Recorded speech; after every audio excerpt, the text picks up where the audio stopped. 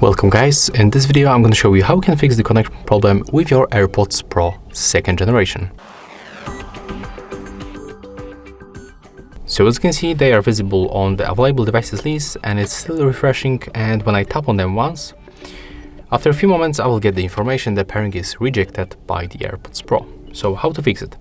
At the first, I can recommend you to take a look on the other devices that you connect with this AirPods. It happened to me today. I was connected with my iPhone and they just automatically connect right here, and I was unable to pair them with other device. So just turn off the Bluetooth on the other devices that you are connected with the AirPods. Next, go back from the settings, from the Bluetooth settings, and turn off Bluetooth on your device. Right now, close the case and open it after a few seconds. Then rotate the case like that and take a look on this back button. As you can see, we have to click and hold it until this indicator on the front starts blinking white. Now you can release the button. Of course, you have to place both earbuds inside and do not close this cover of the charging case.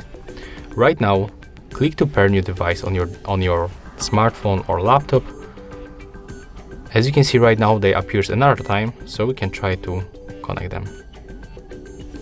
Accept the pairing request, and as you can see right now, it is working.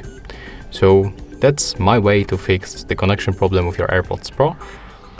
You can also make the last thing. You can just perform the hard reset of them. How to make it?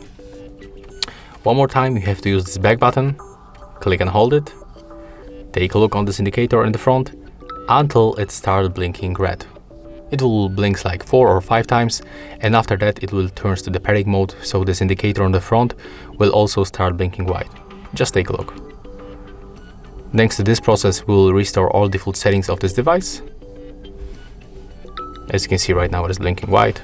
So when I try to get for this connection, as you can see, we'll get the new pairing request. So yeah, that's all for this video. If you find it, oh, that's interesting.